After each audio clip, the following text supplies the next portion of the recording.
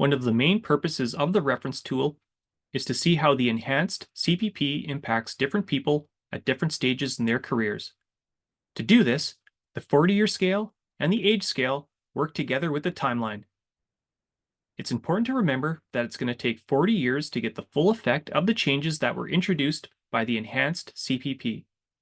By full effect, I mean the full effect of the new, higher earnings replacement rates that the first additional and second additional CPP introduced.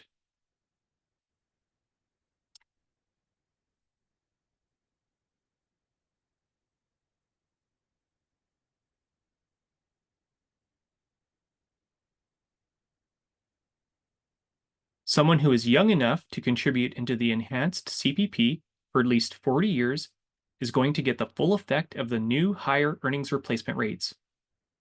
For those who are older and whose careers end before a full 40 years of enhanced CPP contributions are possible, those individuals will effectively experience a lower earnings replacement rate. The percentages on the 40-year scale can be used to figure out the lower earnings replacement rate that those individuals will experience. For example, let's look at someone whose year of birth is 1970.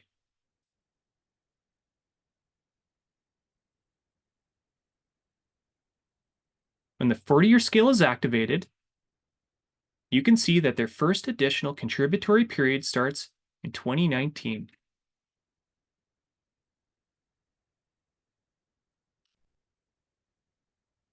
"2019 is later than age 18.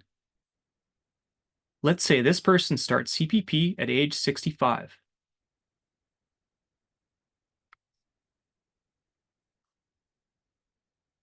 At age 65, you can see that the purple 40-year scale reads 40%.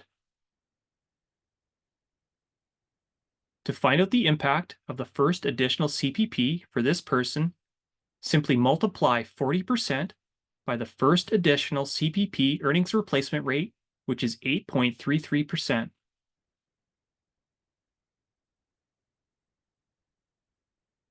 The result is about 3%. If a person born in 1970 starts CPP at age 65, the most they could contribute into the first additional CPP is 40% of the 40 years that are required to get the full effect of the first additional CPP. This means that this person will effectively only experience an earnings replacement rate of about 3%, rather than the full 8.33% of earnings replacement had they been fully transitioned with 40 years of possible contributions. Likewise, I can slide the 40-year scale to the start of their second additional contributory period in 2024.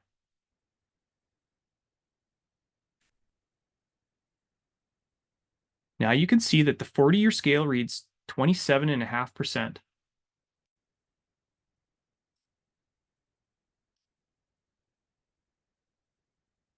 Following the same procedure, multiply 27.5% by the second additional CPP earnings replacement rate, which is 33.33%. The result is 9.2%. If a person born in 1970 starts CPP at age 65, the most they could contribute into the second additional CPP is 27.5% of the 27.5% of the 40 years that are required to get the full effect of the second additional CPP. This means that this person will effectively only experience an earnings replacement rate of 9.2%, rather than the full 33.33% of earnings replacement had they been fully transitioned with 40 years of possible contributions. I'll be showing a variety of scenarios in other videos.